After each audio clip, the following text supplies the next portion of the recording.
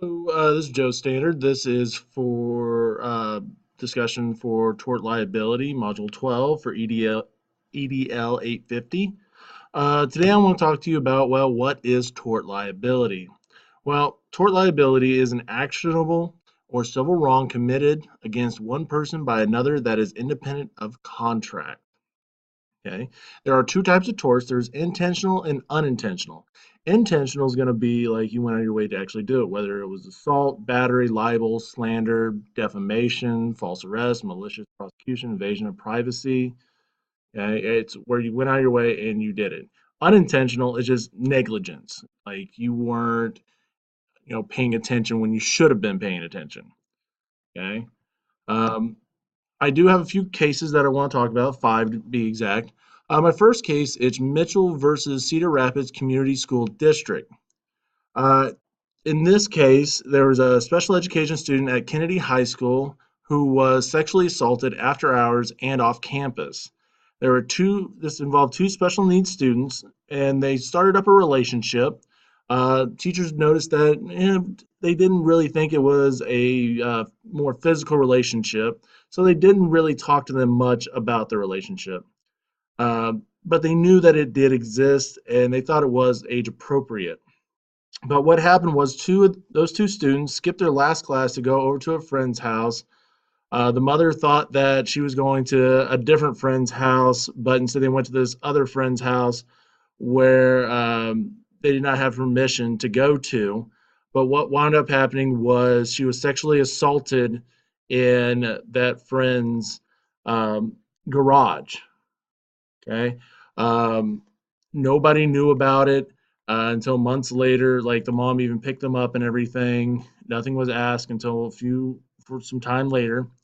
Uh, the school just recorded them absent, but no other action was really taken. And the parent didn't know until later after school from an automated call. It did talk about how usually the two special needs teachers communicated with parents and they tried to find out where the student went to, but on that day they did not. Um, and what occurred was that the school was found liable because they failed to adequately supervise the students, notify the mother of any unauthorized absences, take reasonable actions upon discovery of their absences, or to provide enough security for special education students. So, maintaining an appropriate system for monitoring special education student needs, special education students. Okay.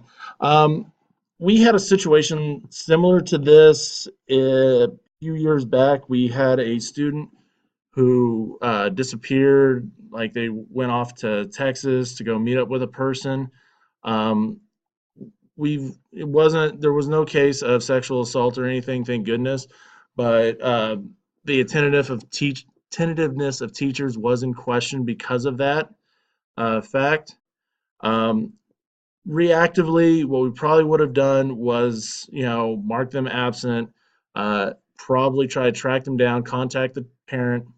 And in fact, proactive approach would be, having, the special need student to check in now and then with their teacher, for the special needs teachers to, contact parents when they notice of an unauthorized absence. Um, Communicating with students about healthy relationships and understanding what is healthy and unhealthy. Those kind of help students with their, relationships. Um, Another proactive approach would be, making sure that attendances are taken regularly. That's where we kind of ran into the problem as well. Ethically, I think it's communicating with our students what's going on. Especially when it comes to special needs students, it's important to know what's going on in their lives, so we can try to flag those situations, so we can communicate with the parents, communicate with those uh, you know proper authorities to remedy the situation. Um, but it's tricky. We have to make sure that our students are safe and healthy, and to do that, especially with our special needs students, you know, checking in is important. Making sure we're staying on top of our absences, building those relationships. Okay. Case number two is an interesting one. Munn versus Hotchkiss School. This one was a field trip to China. A student who was age 15 was bitten by a tick while hiking in China during a summer field trip. Um, Student contracted encephalitis, and it left the student unable to speak for life. Okay, the parents did sue the school for negligence. The school did not warn the that the trip might bring students into contact with disease-bearing insects, and they failed to ensure that the student took proactive measures like using insect repellent, wearing proactive clothes, and checking for ticks. Okay, the parents did wind up winning that case and was awarded $45.5 million.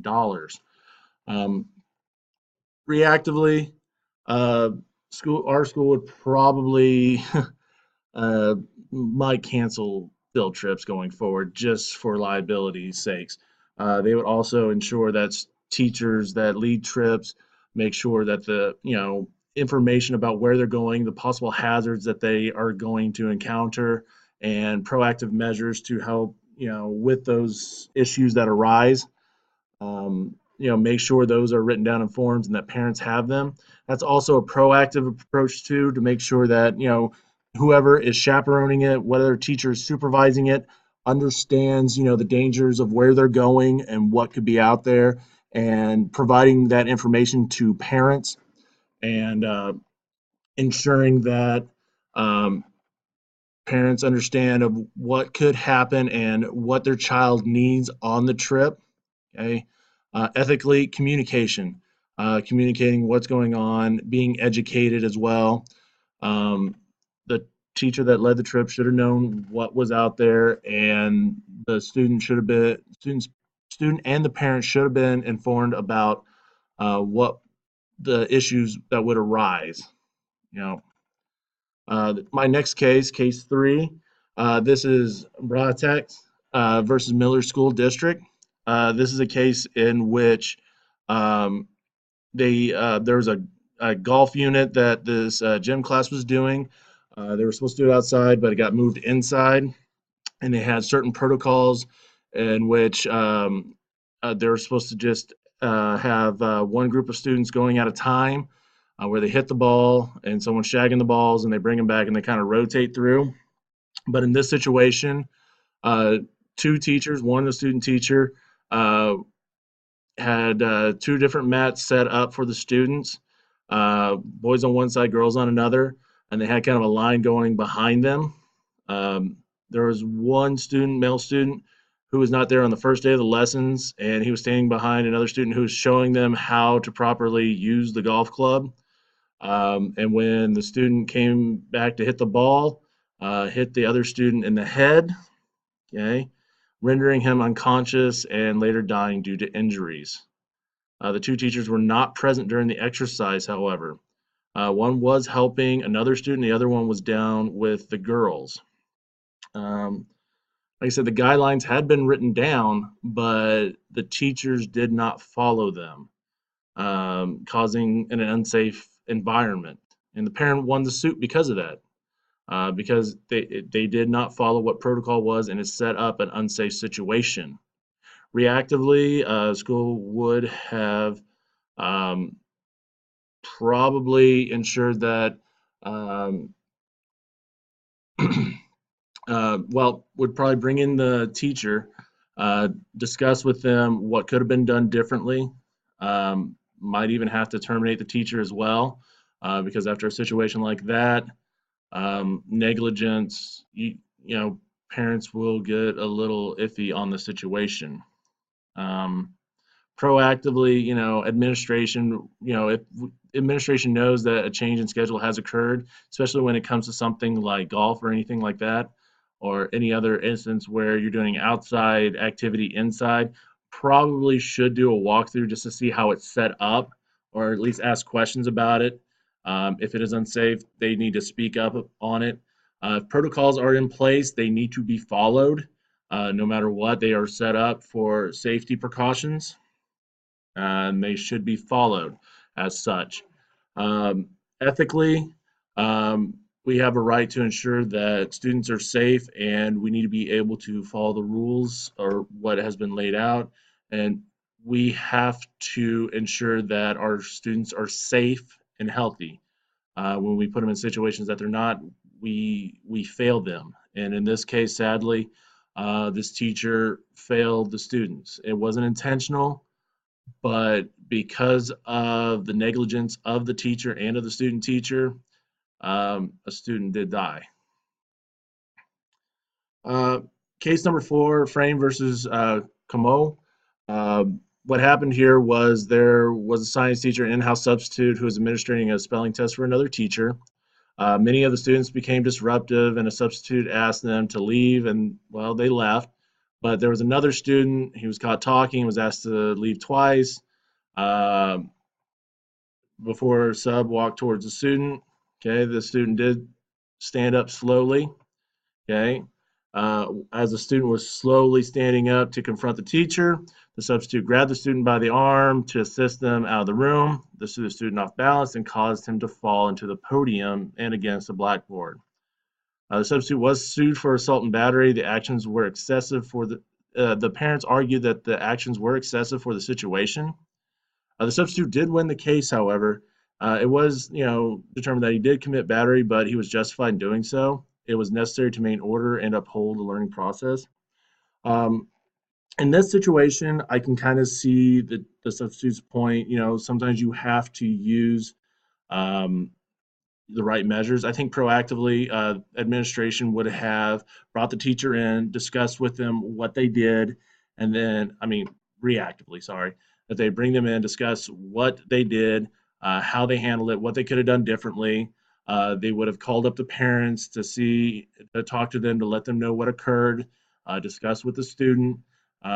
Communication's always kind of the key here. Proactive, uh, probably ensure that um, teachers understand what is appropriate and what is not appropriate when moving a student. Usually, what we do here proactively, if a student refuses to move, we are to contact administration and not physically touch them. I am in support of that because that does take the pressure from the teachers away of whether or not they will be sued or not.